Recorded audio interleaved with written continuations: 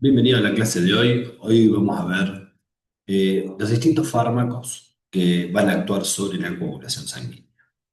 Dentro de esto vamos a ir hablando de los anticoagulantes, tipo heparina, los anticoagulantes orales. Vamos a ver también los antiagregantes y fármacos que son fibrinolíticos. Para esto, lo primero que vamos a ver tiene que ver con lo que era la hemostasis, ¿no? En forma simple, acuérdense que ante una lesión se provoca, ¿no?, la vasoconstricción y lo que es la adhesión y agregación plaquetaria. Esto incluye la hemostasia primaria. Para esto, el tiempo que nos va a estar indicando va a ser el tiempo de sangría, ¿sí?, que es de 1 a 6 minutos. Y acá es donde van a actuar los diferentes antiagregantes plaquetarios. ¿Dónde van a actuar cada uno, no? Por ejemplo, sobre el tromboxano A2 va a actuar la aspirina, sobre el ADP va a actuar la ticlopidina, el clopidogrel, ¿sí? Por otro lado, sí, ya sé, ahora ya me corro, ¿sí? Bien. Sobre la glucoproteína 2B3A va a actuar apsizimab, epifibatide, tirofaban, y como vasodilatador vamos a tener al dipiridamol. Después de la hemostasia primaria tenemos la hemostasia secundaria, que es la cascada de coagulación. De acá, si ustedes recuerdan, se divide en una vía intrínseca y una vía extrínseca, ¿sí?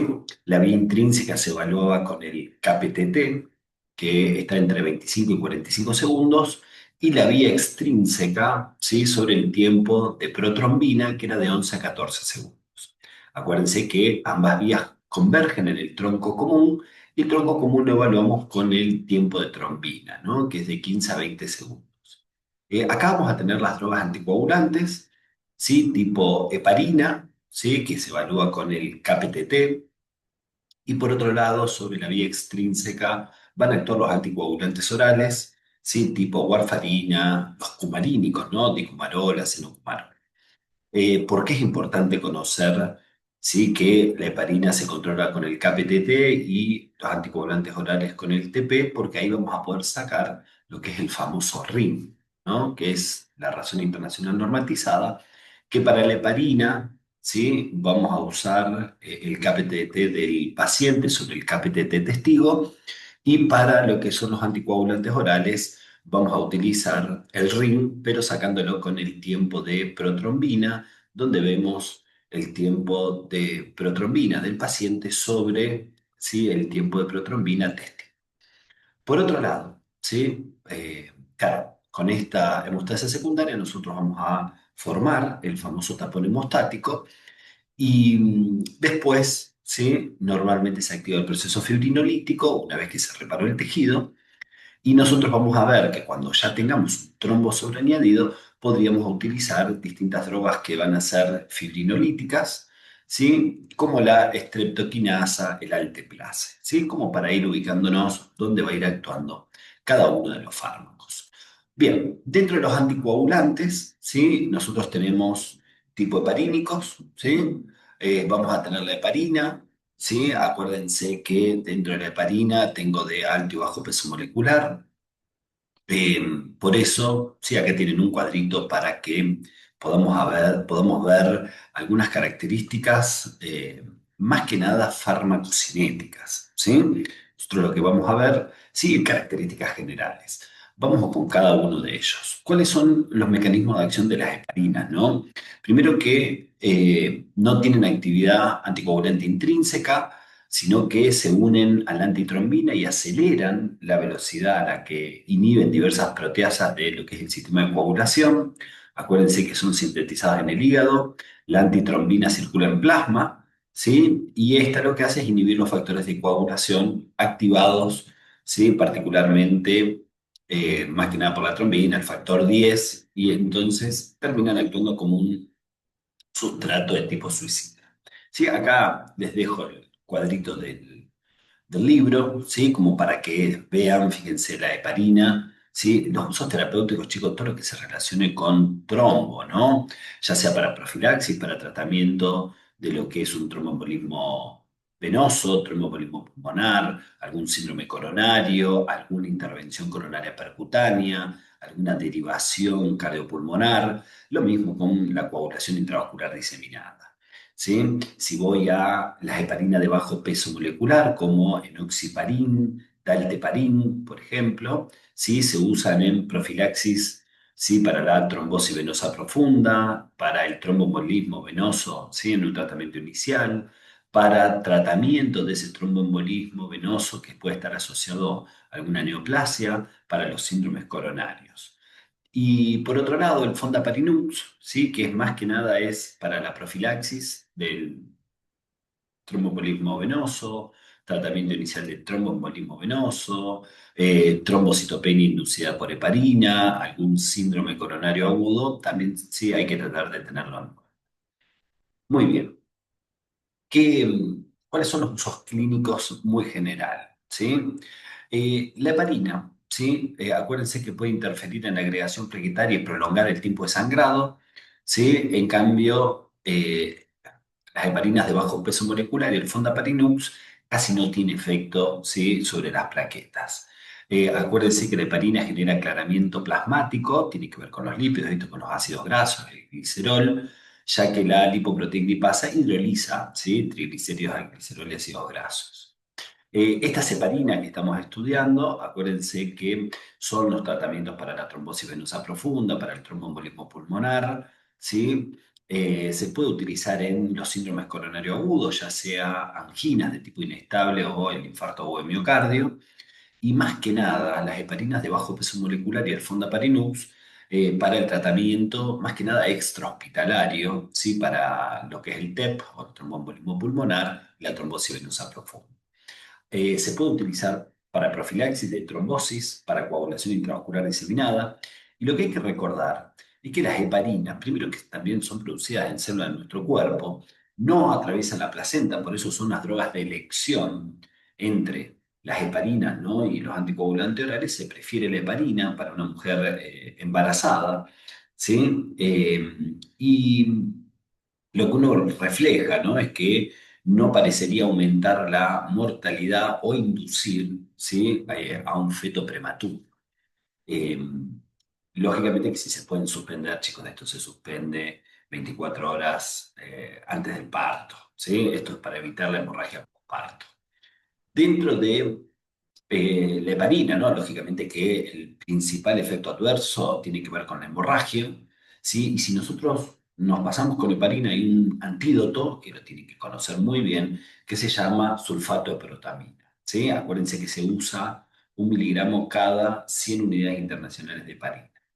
Otro efecto adverso a tener en cuenta es la trombocitopenia, ¿sí? Que, bueno, esto hay que prestarle muchísima atención, ¿sí? Las mujeres por ahí tienen más posibilidades que el hombre que se desarrolle esto, más que nada inducida por heparina, ¿no?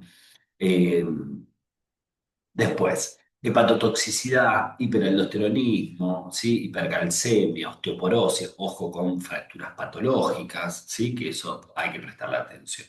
Entonces, haciendo un resumencito de lo que es la heparina, ¿sí? Acuérdense que la heparina tiene metabolismo hepático, ¿sí?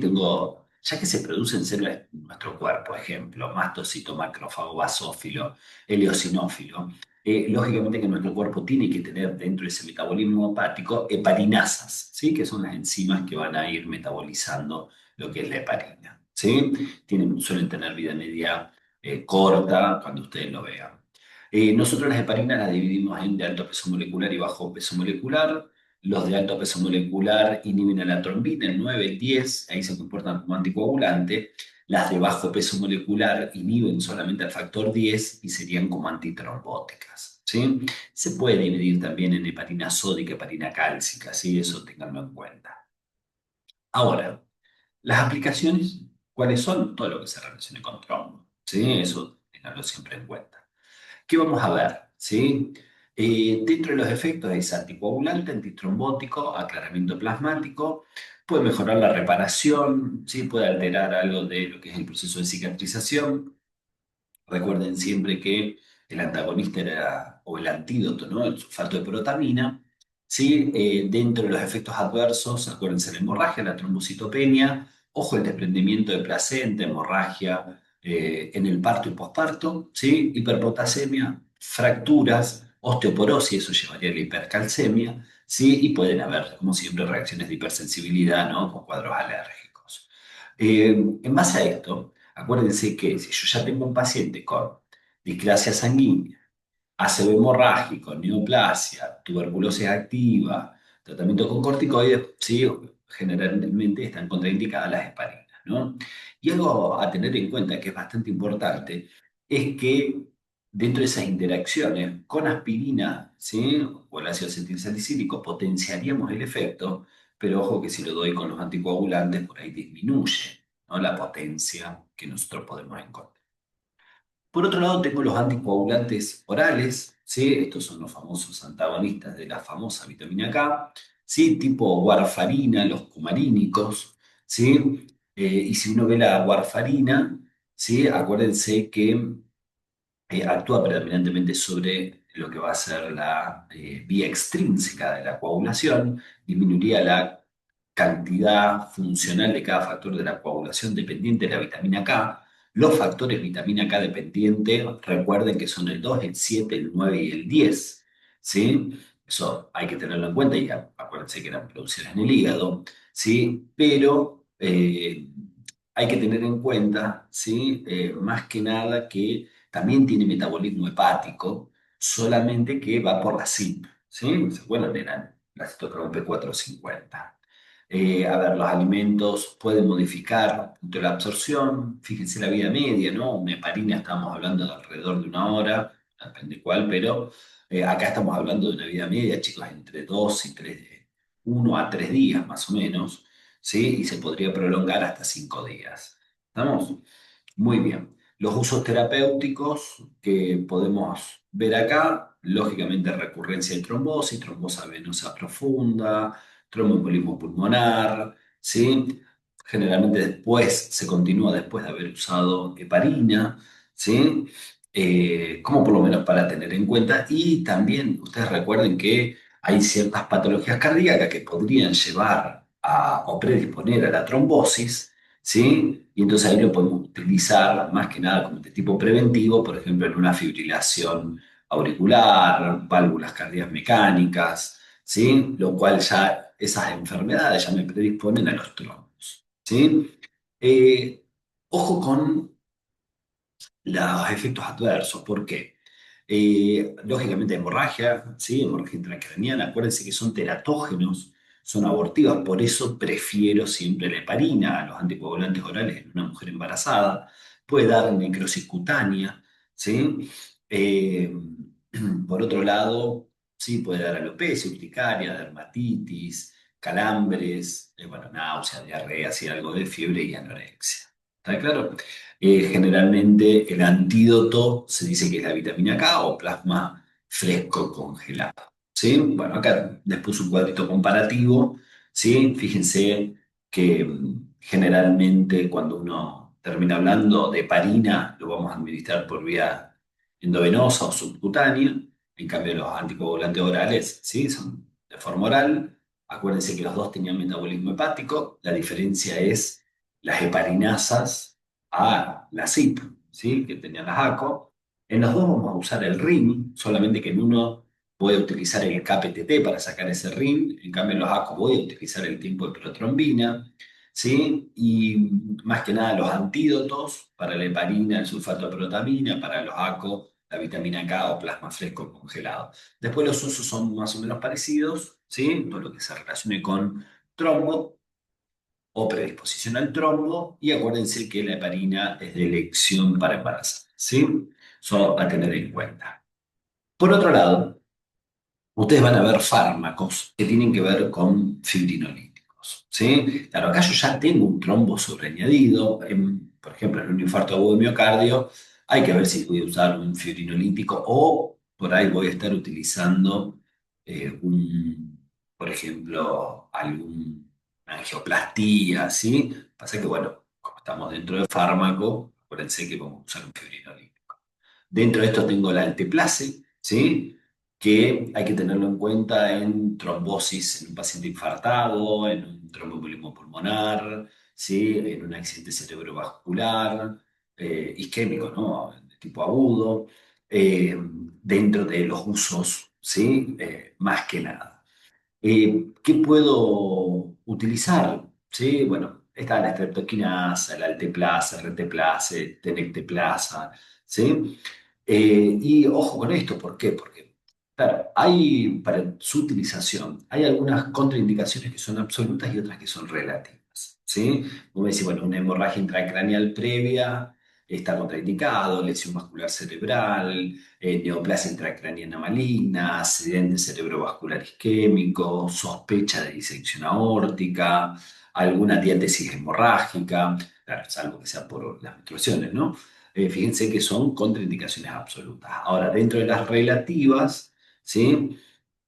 Uno podría decir, bueno, hipertensión no controlada, embarazo, ¿sí? Úlcera péptica activa, podemos hablar de, qué sé yo, si ya estuve expuesto, ¿sí? Alguna reacción alérgica o algo de eso, bueno, hay que prestarle muchísima atención al sangrado interno.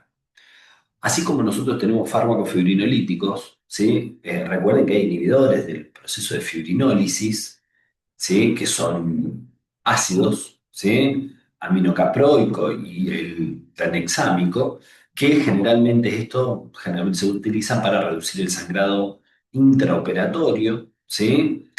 Algunas hemorragias como epistasis, hemorragias dentales, ¿sí?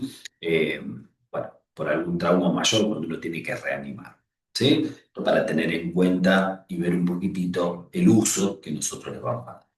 Ahora, sobre esa hemostasia primaria, recuerden que teníamos los antiagregantes plaquetarios. Por un lado, ¿sí? Si estos actúan sobre la hemostasia primaria, evaluaremos el tiempo de sangría. Y dentro de la medicación tengo, por ejemplo, la aspirina, si ustedes recuerdan, inhibía la COX, ¿sí? La COX plaquetaria principalmente. ¿Sí? Por otro lado, tengo el dipiridamol, que actúa sobre el AMP cíclico. Acuérdense que el ADP era el que era vasoconstrictor. ¿Sí? Los que actúan sobre el ADP, que son antagonistas de los receptores PI12, que son la ticlopidina y el clopidogrel.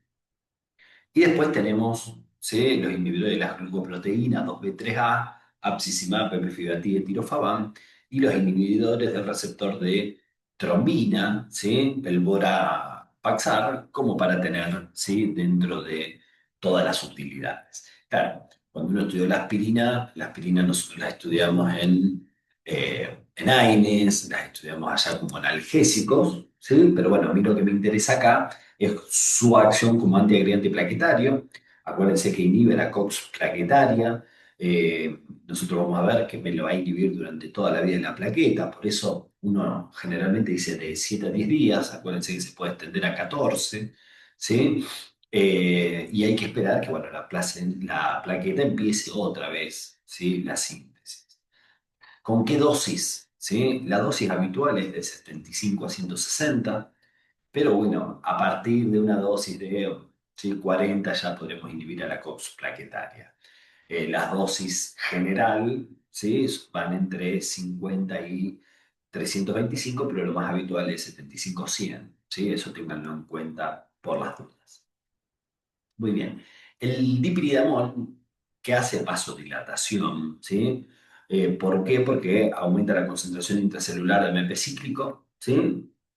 Si uno tuviera ADP es vasoconstrictor, el AMP es vasodilatador, ¿sí? Acá se está inhibiendo lo que es la fosfodiesterasa, ¿sí? O bloqueo de la absorción de adenosina, y entonces ahí sí se activan unos receptores de adenosina A2, ¿sí? Que esto lo que hacen es estimular a la enilciclasa de las plaquetas para llevar de ATP, no a ADP, sino a AMP. Por eso decimos que es un vasodilatador, ¿sí? Y ojo que muchas veces este dipiridamol se puede usar con warfarina, ¿sí? Más que nada porque, bueno, inhibe la embolización, ¿sí? De válvulas protésicas, ¿sí? Y para un accidente cerebrovascular, ¿sí? Está indicado, ¿sí? Aparte está aprobado, ¿no? Muy bien. Después tengo el ticlopidina clopidogrel. ¿Sí? El clopidogrel es un inhibidor irreversible, ¿sí? Del ADP, ya que actúa sobre el receptor P2 y 12. ¿Sí? Y la ticlopidina es lo mismo, nada más que es reversible. ¿Sí? Eh, a ver, hoy es mucho más potente, ¿sí? cuando uno compara la tiplopidina con el clopidogrel, ¿sí? ¿Por qué? A la tiplopidina la reemplazamos por el clopidogrel por una cuestión de potencia, porque es menos tóxico, ¿sí? Por lo menos con respecto a la trombocitopenia y a la leucopenia, que son dos efectos adversos que hay que tenerlo en cuenta, más allá de si superan 1 o 2%, ¿no? Pero bueno, recuerden que estos fármacos se pueden asociar con hemorragia, con la púrpura trombótica trombocitopénica. ¿Para qué vamos a utilizarlo? ¿Sí? Prevención secundaria de un accidente cerebrovascular para una isquemia recurrente. ¿Sí? Ustedes van a ver que lo vimos dentro de los tratamientos del síndrome coronario agudo, más que nada cuando decíamos que no había supranivel del ST, es decir, estoy hablando de angina, estable, inestable, ¿sí? Metal, un infarto subendocárdico, ¿no? Y aparte porque me ayuda a reducir no solamente los accidentes cerebrovascular, el infarto y la muerte en pacientes con infarto, ¿sí? Entonces, hay que prestarle mucha atención, ¿sí? A estos dos fármacos. Estamos acá, terminamos la clase de anticoagulantes. Les recomiendo que repasen un poquito el tema de la hemostasia, ¿sí? Desde el punto de vista fisiológico, para que se entienda un poquito mejor, ¿sí? Las aplicaciones. Así que bueno, nos vemos en la próxima, donde vamos a dar la medicación, ¿sí? Para las dislipemias. Así que bueno, nos vemos en la próxima. Hasta luego.